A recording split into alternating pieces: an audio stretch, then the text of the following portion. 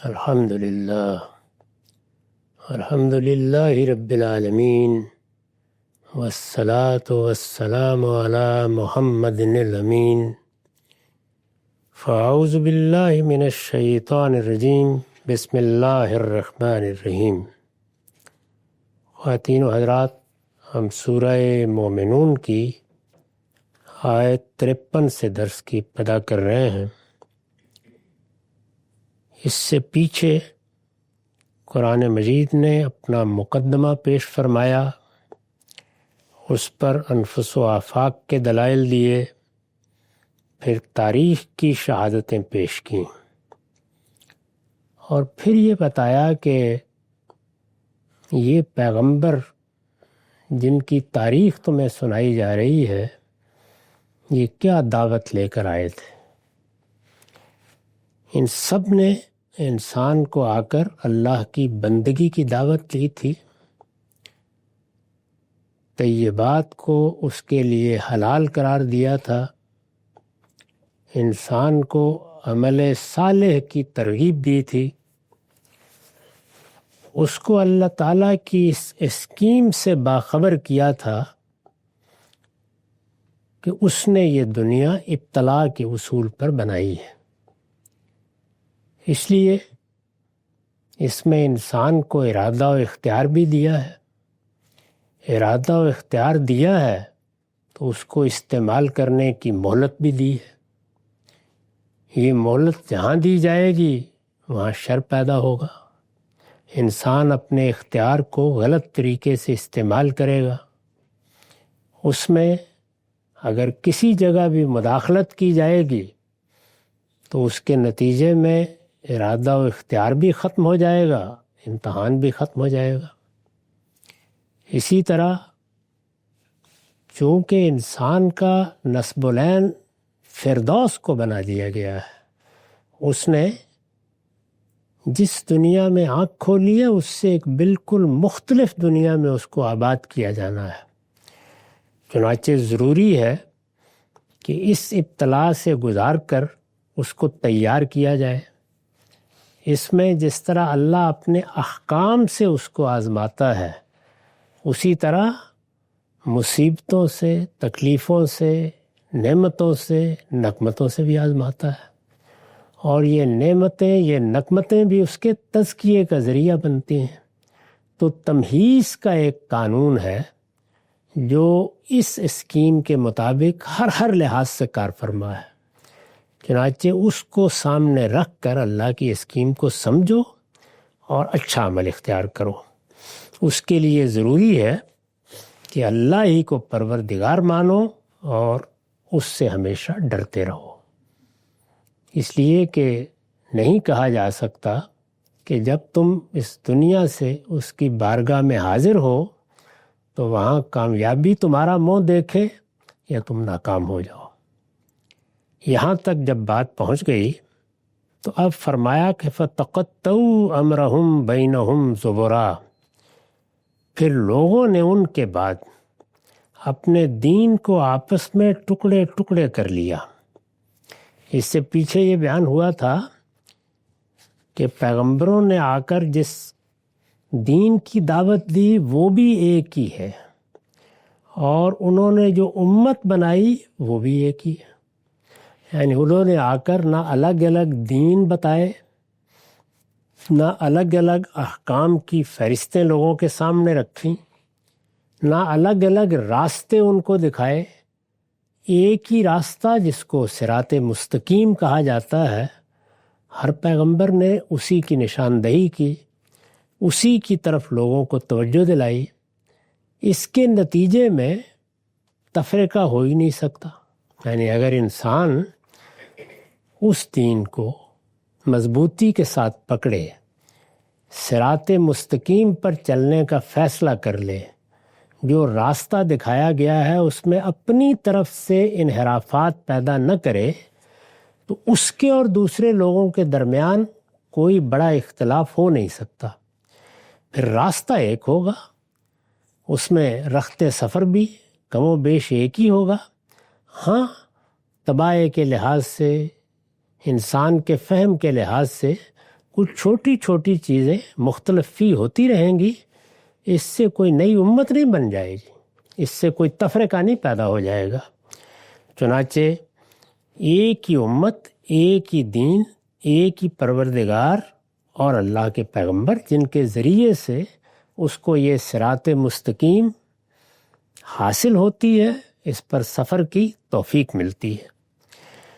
جب لوگوں نے اللہ کی اس ہدایت کو مضبوطی سے نہیں پکڑے رکھا تو اللہ نے نہیں بلکہ لوگوں نے اپنے آپ کو ٹکڑے ٹکڑے کر لیا۔ یعنی یہ بتایا ہے کہ لوگوں کے ہاں اگر اختلافات ہیں اور وہ مختلف گروہوں میں بٹے ہوئے ہیں اور انہوں نے اپنی الگ شناختیں بنائی ہوئی ہیں اور وہ اللہ کی راہ پر چلتے ہوئے بھی مختلف راستوں پر گامزن ہیں، تو یہ راستے اللہ نے ان کے لیے ہموار نہیں کیے۔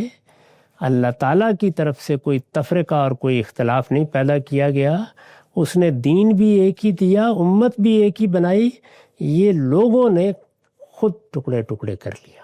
تو اختلافات کیوں پیدا ہوتے ہیں، تفرقہ کیوں پیدا ہوتا ہے، اس کی وجہ یہ بتائی کہ اس میں انسان اپنا کردار ادا کرتا ہے، یعنی وہ انحرافات پیدا کر لیتا ہے، وہ تعصبات میں مبتلا ہو جاتا ہے، وہ اپنے جذبات کو برانگیختہ کر بیٹھتا ہے، وہ بعض اوقات ایسے اقدامات کرتا ہے جس میں اس کے مفادات اصل کی حیثیت اختیار کر لیتے ہیں۔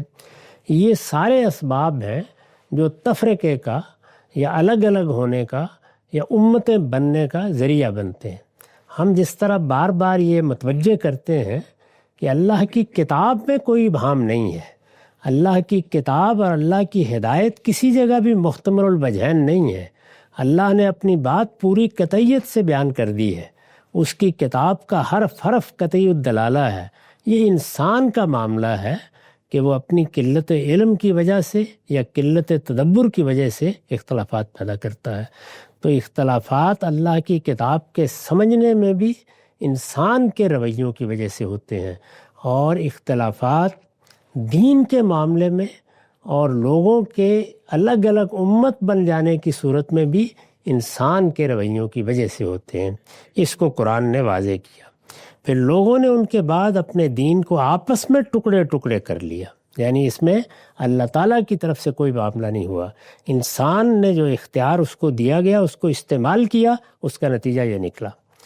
فرمایا کہ کل حزب بما لدیہم فرحون، اب ہر گروہ کے پاس جو کچھ ہے وہ اسی میں مگن ہے، وہ اسی میں مگن ہے، یعنی جو اس نے پا لیا اس کے ساتھ اس کا جذباتی، نفسی، تہذیبی تعلق وابستہ ہو جاتا ہے، پھر وہ اس میں مگن ہوتا ہے، اسی کو صحیح سمجھتا ہے، اسی سے اس کو نشاط حاصل ہوتی ہے، اسی کو صحیح سمجھ کر وہ اپنی زندگی کے تمام احوال ترتیب دیتا ہے، اسی کے ساتھ ہم آہنگ ہونے کی کوشش کرتا ہے، پھر وہ اس کو پوچھتا ہے، اس کی پرستش کرتا ہے، اسی میں مگن رہتا ہے۔ لیکن اس سے مطالبہ کیا ہے؟ اس سے مطالبہ ہے تجزیہ اور تحلیل کا، یعنی ہر انسان کو اللہ تعالیٰ کسی ماں باپ کے ہاں پیدا کرے گا، اس کا کوئی ماحول ہوگا، وہ کسی معاشرے میں جنم لے گا، اس کو شعور دیا گیا ہے، جب وہ شعور کی عمر کو پہنچے تو اسے جو کچھ ملا ہے اسے اس میں مگن نہیں ہو جانا چاہیے، بلکہ اس پر ایک تنقید کی نظر ڈالنی چاہیے، اسے سوالات کرنے چاہیے، اسے دیکھنا چاہیے کہ مجھے کیا ملا ہے، والدین سے کیا ملا ہے، ماحول سے کیا ملا ہے، معاشرے سے کیا ملا ہے، میرے اساتذہ سے کیا ملا ہے، میرے بزرگوں سے کیا ملا ہے، جو کچھ اس کو ملا ہے اس کو تجزیہ اور تحلیل کی نگاہ سے دیکھ کر یہ فیصلہ کرنا چاہیے کہ اس میں کیا قبول کرنا ہے اور کیا رد کر دینا ہے۔ اس میں مگن ہو جانا یہ کوئی چیز نہیں ہے۔ تو انسان کیا کرتا ہے، یعنی پہلے یہ بتایا کہ وہ اپنے بعض غلط اقدامات کی وجہ سے دین میں بھی اختلافات پیدا کر لیتا ہے اور اپنی امت کو بھی ٹکڑے ٹکڑے کر دیتا ہے، پہلے یہ بتایا۔ اور پھر یہ بتایا کہ جو کچھ پھر وہ اس کے نتیجے میں حاصل کرتا ہے، خواہ وہ اپنی تحقیق کے نتیجے میں حاصل کرے، خواہ اپنے والدین سے حاصل کرے، جو کچھ بھی حاصل کرتا ہے پھر وہ اسے اتنا عزیز ہو جاتا ہے کہ اس میں مگن ہو جاتا ہے، اور جب مگن ہو جاتا ہے تو پھر اس پر تجزیے کی نگاہ ڈالنا، تحلیل کی نگاہ ڈالنا یہ اس کے لیے ممکن نہیں رہتا۔ پھر لوگوں نے ان کے بعد اپنے دین کو آپس میں ٹکڑے ٹکڑے کر لیا، اب ہر گروہ کے پاس جو کچھ ہے وہ اسی میں مگن ہے۔ کل حزب بما لدیہم فرحون۔ یہ گویا علت بیان کی کہ پیغمبر کی بات کیوں نہیں سنی جا رہی۔ اللہ نے اپنا پیغمبر مبعوث کر دیا۔ انسان کو اگر یہ معلوم ہو کہ علم میں کوئی نئی تحقیق ہو گئی ہے، کوئی نئی چیز وجود پذیر ہو گئی ہے، وہ جو کچھ جانتا تھا اس کے علم میں کوئی اضافہ کرنے آ گیا ہے، یا وہ اگر کسی غلطی میں مبتلا تھا تو کوئی اسے بتانے آ گیا ہے، تو توقع کی جاتی ہے کہ وہ اس کی طرف لپکے گا، وہ اس کو اپنا محسن سمجھ کر اس کی طرف جائے گا، وہ پوری کوشش کرے گا کہ میں یہ علم حاصل کر لوں، میں اپنی غلطی کی اصلاح کر لوں، میں اس کو درست کر لوں۔ یعنی اس وقت آپ دیکھیے کہ بارہا میں یہ دیکھتا ہوں کہ بعض لوگ غلط معلومات کے ساتھ جی رہے ہوتے ہیں، انہیں ذرا توجہ دلائی جائے کہ اس وقت اللہ نے بڑے ذرائع پیدا کر دیے ہیں، یہ فلاں چیز جو آپ کے ذہن میں ہے یہ ٹھیک نہیں ہے، اس میں آپ کی معلومات صحیح نہیں ہے، تو ذرا تصحیح کر لیجئے اس کی۔ تو وہ بہت خوش ہوتے ہیں کہ ہاں اللہ تعالیٰ نے واقعی یہ موقع فراہم کر دیا، ایسے ذرائع پیدا کر دیے، اب کسی کے پاس جا کے ظالم تلمس بھی طے نہیں کرنا پڑتا، گھر ہی میں معلومات درست ہو جاتی ہیں۔ یعنی ان کے لیے یہ خوشی کا، مسرت کا اور امتنان کا موقع ہوتا ہے۔ اس کے بالکل برخلاف پیغمبر جب آ کے بتاتے ہیں کہ تم لوگ غلطی پر ہو، تم نے اللہ کی بات کو غلط سمجھ لیا ہے، تم نے اپنی طرف سے کچھ چیزیں دین میں شامل کر دی ہیں، تم توہمات میں مبتلا ہو گئے ہو، تم نے بعض لوگوں کی غلط تحقیقات کو حسن ظن کی بنیاد پر قبول کر لیا ہے، ہم تمہاری اصلاح کرنے آئے ہیں، تمہیں درست کرنے آئے ہیں، تمہیں صحیح بات بتانے آئے ہیں۔ تو ان کے چہروں پر ویسی مسرت ہونی چاہیے، ویسی خوشی ہونی چاہیے کہ بہت اچھا ہوا، ہم حاضر ہیں، ہم آپ کی بات سنیں گے، ہم اس کو سمجھیں گے، اگر وہ ہماری سمجھ میں آئے گی تو ہم اس کو قبول کریں گے۔ یہ رویہ جب نہیں ہوتا تو قرآن تحلیل کر کے بتاتا ہے کہ اس کی وجہ کیا بنتی ہے۔ وہ یہی ہے کہ جو کچھ پا لیا اس میں مگن ہو گئے، اس کو کبھی تجزیہ اور تحلیل کی نگاہ سے دیکھنا پسند ہی نہیں کیا، بلکہ اس کو اپنے اوپر ممنوع قرار دے لیا۔ تو فرمایا کہ یہ وجہ ہے، یہ سبب ہے، یہ علت ہے کہ یہ لوگ تمہاری بات نہیں سن رہے، تمہاری بات کی طرف توجہ نہیں کر رہے، یہ سبب ہے اس کا۔ چنانچہ کیا کرو؟ فَذَرْهُمْ فِي غَمْرَتِهِمْ حِينَ حَتَّى حِينٍ، سو انہیں کچھ دن ان کی سرمستی میں رہنے دو۔ یعنی یہ اب جو کچھ کرنا چاہ رہے ہیں، سمجھانے کا حق ادا ہو گیا، آخری مراحل آ گئے ہیں۔ یہ سورہ آخری مرحلے کی سورہ ہے، اس کے بعد آگے سورہ نور ہے جو تزکیہ اور تطہیر کی سورہ ہے، اور اس پر یہ باب ختم ہو رہا ہے۔ تو یہ آخری مرحلے کی صورتیں ہیں، یہ بتایا جا رہا ہے کہ اب کیا کرنا ہے۔ بات بتا دی، واضح کر دی، ہر پہلو سے سمجھا دی، یہ سننے کے لیے تیار نہیں ہے، اور جو غلطی کر بیٹھے ہیں اس سے محبت میں مبتلا ہو گئے ہیں، جو کچھ انہوں نے پایا ہے اس کے عشق میں مبتلا ہو گئے ہیں۔ تو یہ ایک سرمستی کی کیفیت ہے جو ان پر طاری ہے، سو انہیں کچھ دن ان کی سرمستی میں رہنے دو۔ یعنی ان کو مہلت دینی ہے، مہلت کا وقت مقرر ہے، ان کی اجل طے ہے، ایک دن اس کے لیے سور پھونک دیا جائے گا۔ یہ مطمئن رہے، ہم اپنا کام کر رہے ہیں، ہمارا پیغمبر بھی اپنا کام کر رہا ہے، یہ مگن ہے تو پھر مگن رہے۔ سو انہیں کچھ دن ان کی سرمستی میں رہنے دو۔ اَيَحْسَبُونَ أَنَّمَا نُمِدُّهُمْ بِهِ مِن مَالٍ وَبَنِينَ، کیا یہ سمجھتے ہیں کہ ہم جو مال اور بیٹے ان کو دیے جا رہے ہیں تو گویا ان کو بلائیاں پہنچانے میں سرگرم ہیں؟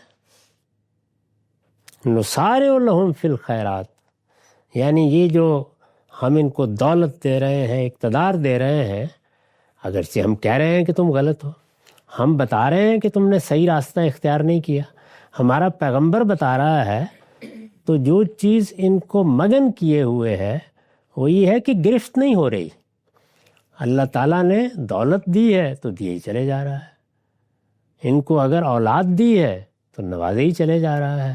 تو انسان جب اس دنیا میں سب کچھ پا رہا ہوتا ہے، یعنی اس کو کھانے کو مل رہا ہے، پینے کو مل رہا ہے، اس کے لیے محلات بن رہے ہیں، اس کو گاڑیاں مل رہی ہیں، اس کے لیے سواریاں حاضر ہیں، اس کے لیے خدم و حشم حاضر ہیں، تو وہ اس غلط فہمی میں مبتلا ہو جاتا ہے کہ اللہ تعالیٰ میرے ساتھ بھلائی کر رہا ہے یا میرے ساتھ بھلائی کر رہا ہے تو میں غلط کیسے ہو سکتا ہوں.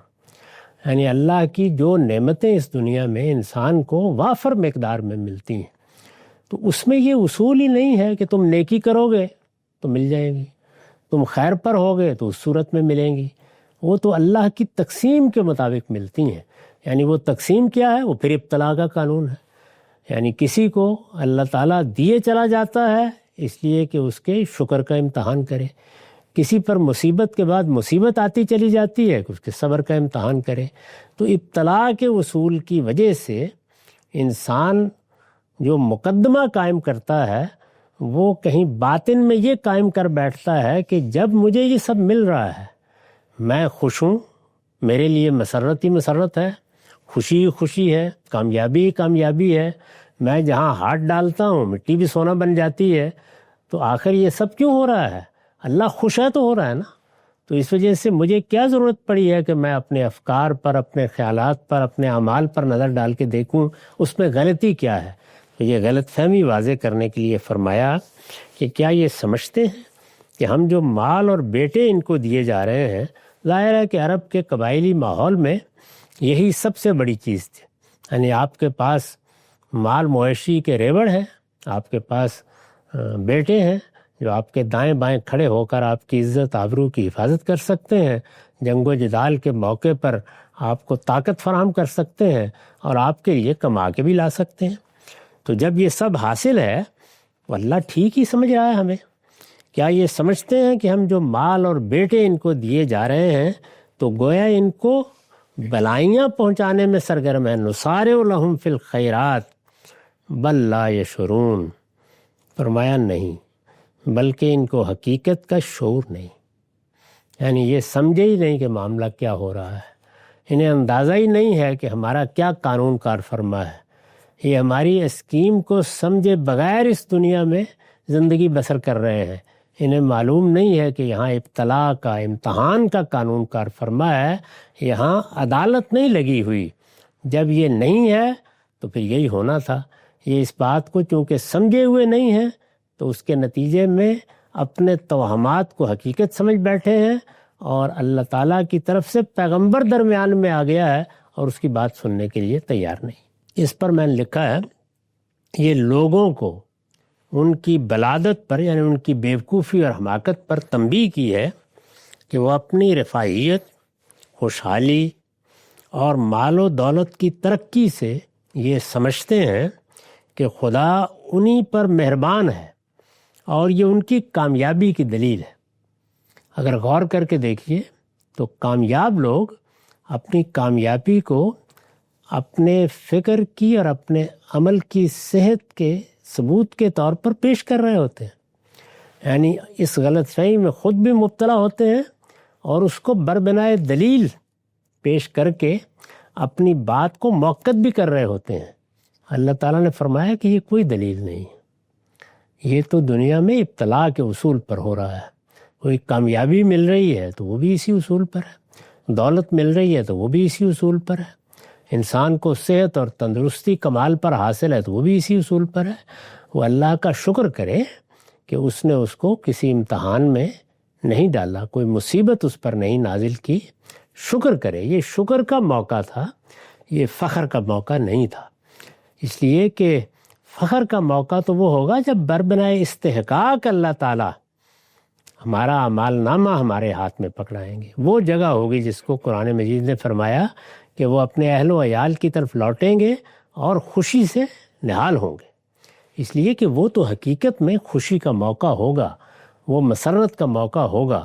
اس موقع پر انسان فخر کا اظہار کرے اپنے اعمال پر تو کوئی بات بھی ہے، اگرچہ اس وقت بھی اللہ کے بندے اللہ ہی کی مدح کریں گے اور یہ کہیں گے کہ الحمدللہ رب العالمین، سب تعریف اللہ ہی کے لیے ہے اور سارا شکر بھی اس اللہ ہی کے لیے ہے۔ وہ بھی شکر ہی کا موقع ہوگا، تاہم کسی کی زبان سے وہاں کوئی کامیابی کا کلمہ اگر نکلے تو وہ ایک محل بھی رکھتا ہے۔ یہ دنیا تو اس کی جگہ ہی نہیں ہے، یہاں ہر چیز امتحان کے لیے، ہر چیز ابتلا کے لیے نہیں، بلکہ ان کو حقیقت کا شعور نہیں ہے۔ وہ سمجھتے ہیں کہ یہ کامیابی حاصل ہو گئی، خدا مہربان ہے۔ فرمایا کہ یہ ان کی غلط فہمی ہے، وہ سمجھ نہیں رہے ہیں کہ یہ خدا کا استدراج ہے۔ یعنی اللہ تعالیٰ جب سرکشوں کو، متکبروں کو پکڑنے کا فیصلہ کر لیتا ہے تو وہ درجہ بدرجہ ان کو مہلت دیتا چلا جاتا ہے۔ یہ مہلت جس میں اور نعمتیں ملنا شروع ہو جاتی ہیں، جس میں اور مرتبے حاصل ہونا شروع ہو جاتے ہیں، یہ استدراج ہوتا ہے۔ یعنی ان کو اس راستے پر ڈال دیا جائے جس میں اگر کھڈ میں نہیں بھی گرنا تھا تو تب بھی منہ کے بل جا کے گر جائے۔ تو اس سے تو اللہ کی پناہ مانگنی چاہیے۔ وہ سمجھ نہیں رہے ہیں کہ یہ خدا کا استدراج ہے جو انہیں ہلاکت کے کھڈ میں گرا دے گا اور وہ اس سے نکلنے کی کوئی راہ نہ پا سکیں گے۔ تو یہ متنبع فرمایا اور پھر یہ بتایا کہ اس کے مقابل میں وہ کون لوگ ہیں جن کے لیے اللہ کی نعمتیں ہیں۔ ان الذین هم من خشیت ربهم مشفقون، یعنی یہ تو فخر کی نفسیات میں مبتلا ہیں، البتہ جو اپنے پروردگار کی ہیبت سے ڈرے رہتے ہیں۔ من خشیت ربهم مشفقون، یعنی دنیا کی زندگی کو امتحان سمجھتے ہیں، فی الواقع امتحان سمجھتے ہیں، ہر وقت اندیشہ ناک رہتے ہیں کہ ہم اس امتحان میں کہیں ناکام نہ ہو جائیں۔ اگر دنیا میں نعمتیں ملتی ہیں، کامیابی ملتی ہے، دنیا میں اعزازات ملتے ہیں، تو انہیں خیال ہوتا ہے کہ کہیں اللہ تعالیٰ ہمارا حساب یہیں تو نہیں چکا رہا، ہم آخرت میں محروم تو نہیں ہو جائیں گے۔ ان کے لیے یہ تشویش کے موقع ہوتے ہیں، تو وہ اپنے رب کے حضور میں پیشی اور اس کے ساتھ ملاقات سے ڈرے رہتے ہیں کہ وہاں کیا ہوگا۔ والذین هم بآیات ربهم یؤمنون، اور جو اپنے پروردگار کی آیتوں پر ایمان رکھتے ہیں، یعنی اللہ تعالیٰ نے ان کی ہدایت کے لیے، ان کی رہنمائی کے لیے جو آیات اتاری ہیں، جو کلام اتارا ہے، وہ اس کو مانتے ہیں، اس سے رحمت حاصل کرتے ہیں، علم حاصل کرتے ہیں، اس کے فہم کو اپنے روزمرہ کا کام بناتے ہیں اور اس پر سچا ایمان رکھتے ہیں۔ والذین هم بربهم لا یشرکون، اور جو کسی کو اپنے پروردگار کا شریک نہیں ٹھہراتے۔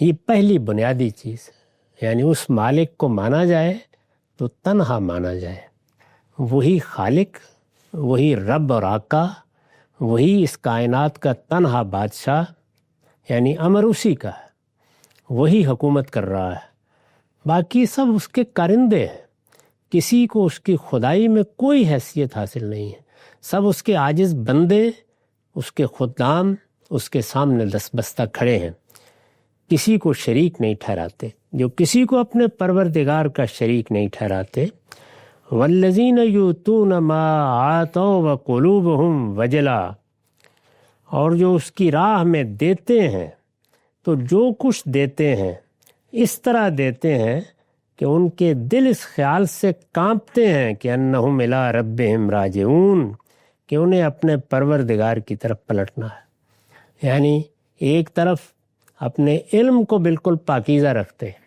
میرا پروردگار ہے، میں اسی پروردگار کا ہوں، میرا جینا مرنا اسی کے لیے ہے، میری ہر چیز اسی کے لیے ہے، میں اس کے ساتھ کسی کو شریک نہیں ٹھہراتا۔ یہاں سے ایمان پاکیزگی کے ساتھ شروع ہوتا ہے، یعنی ایک ایمان وہ ہے جو آلودہ ایمان ہے۔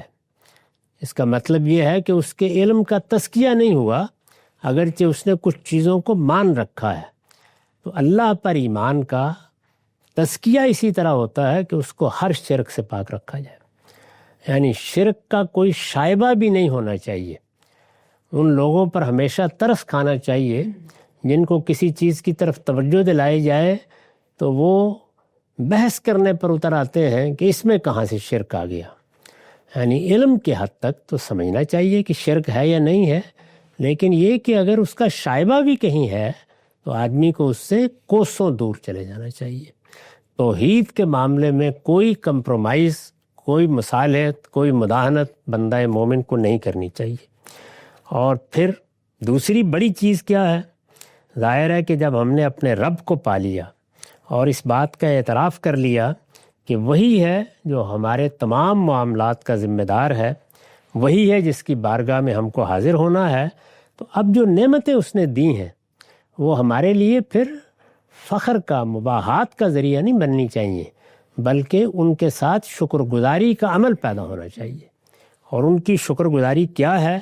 ان کی شکر گزاری یہ ہے کہ انسان اللہ کی خشیت اپنے دل میں رکھتے ہوئے، ڈرتے ہوئے اور کانپتے ہوئے وہ نعمتیں دوسروں کو بھی دے، ان کو شریک کرے، اپنے اعزاء کو، اپنے اقربا کو بھی ان میں شریک کرے۔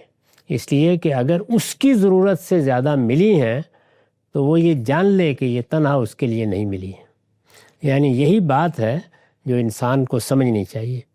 اگر مجھے میری ضرورت کے مطابق، اور ضرورت میں ظاہر ہے کہ وہ چیزیں بھی شامل ہیں جن کو ہم ضروریات کہتے ہیں، اور وہ بھی جو انسان کی حصے جمالیات کے تقاضے پورے کرنے کے لیے اللہ دیتا ہے، تو جو کچھ ملا ہے یہ میرے لیے ملا ہے۔ اب میرے لیے جو ملا ہے اس سے تو میں نے اپنی اخراجات بھی پورے کر لیے، اپنی خواہشیں بھی پوری کر لیں بڑی حد تک، جو جائز خواہشیں تھیں، خدا کی نعمتوں کا شکر کرتے ہوئے۔ لیکن اس کے بعد اگر زیادہ ملا ہے تو پھر ہمیں یہ تعلیم دی گئی ہے کہ وہ پھر سارا تمہارا نہیں ہے، اس میں تمہیں اپنے گرد و پیش کے لوگوں کو شریک کرنا ہے۔ چنانچہ یہی وجہ ہے کہ ہماری اخلاقیات میں، یعنی ہماری دینی اخلاقیات میں، عدل اور احسان کے بعد ایک چیز نکال کر، یعنی تیسری چیز سامنے رکھ دی گئی ہے، وہ ایتاء ذی القربہ، یعنی تم نے اپنے زائد مال میں اپنے اعزاء اقربا کا حصہ ماننا ہے، اور اگر ان کی کوئی ضرورت سامنے آ جائے تو اس کو پورا کرنے کی کوشش کرنی ہے۔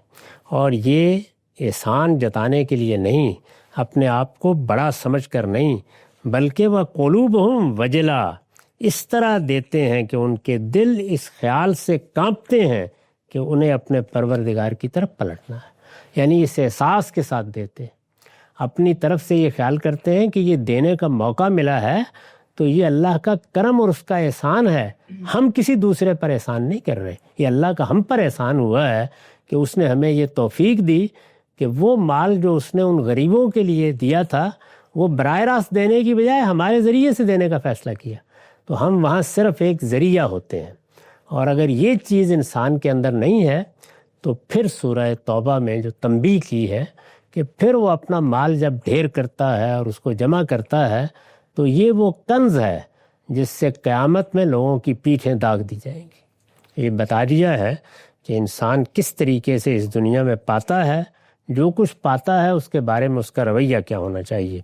تو فرمایا کہ وہ یہ کرتے ہیں، اولئک یسارعون فی الخیرات وہم لہا سابقون، وہی ہیں جو بھلائیوں کی راہ میں سبقت کر رہے ہیں۔ یہ جو پیچھے بیان کیا تھا کہ جب ہم مال اور دولت دیتے ہیں تو کہتے ہیں کہ اللہ ہم سے بھلائی کر رہا ہے، ہم غلط کیسے ہو سکتے ہیں۔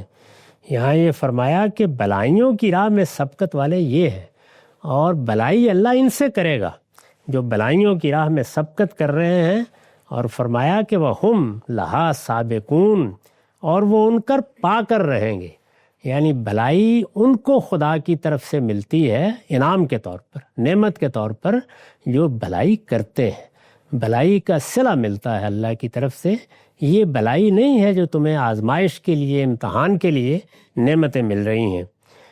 اب توجہ دلائی کہ یہ جو کچھ ہم نے تقاضے کیے ہیں، جو باتیں کہی ہیں، جو دین کی ہدایت دے کر لوگوں سے چاہا ہے کہ وہ اس پر عمل پیرا ہوں، وَلَا نُكَلِّفُ نَفْسًا إِلَّا وُسْعَهَا، حقیقت یہ ہے کہ ہم کسی پر اس کی طاقت سے زیادہ بوجھ نہیں ڈالتے۔ وَلَدَيْنَا كِتَابٌ يَنطِقُ بِالْحَقِّ وَهُمْ لَا يُظْلَمُونَ، اور ہمارے پاس ایک کتاب ہے جو بالکل ٹھیک ٹھیک بتا دے گی کہ وہ دنیا میں کیا عمل کرتے رہے اور ان کی ذرا بھی حق تلفی نہ ہوگی۔ تو فرمایا یہ سب اس لیے ہے کہ ایک دن اس کتاب نے اپنا فیصلہ سنانا ہے، ایک ایک چیز وہ سامنے لے آئے گی، وہ محرکات، نیتیں اور ارادے بھی بتا دے گی، اور پھر انسان اپنے عمل کا صلہ پائے گا۔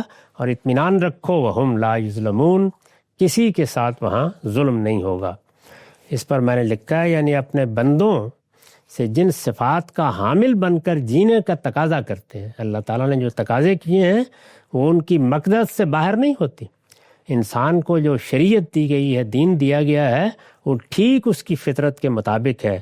ہم نے ہر انسان کو اس کی طاقت دے کر پیدا کیا ہے کہ امتحان کی دنیا میں وہ ان صفات کا حامل بن کر زندگی بسر کر سکے، اور اس کے نتیجے میں اپنے استحقاق کی بنیاد پر خدا کی ابدی جنت کا وارث بنے۔ یعنی نصب العین یہی ہونا چاہیے کہ ہمیں میرٹ پر وہ جنت ملے۔ اللہ کے ہاں عفو درگزر کا بھی ایک بڑا مرحلہ ہے، لیکن ہر انسان کی کوشش یہی ہونی چاہیے۔ اقول قولی ھذا واستغفر اللہ لی ولسائر المسلمین۔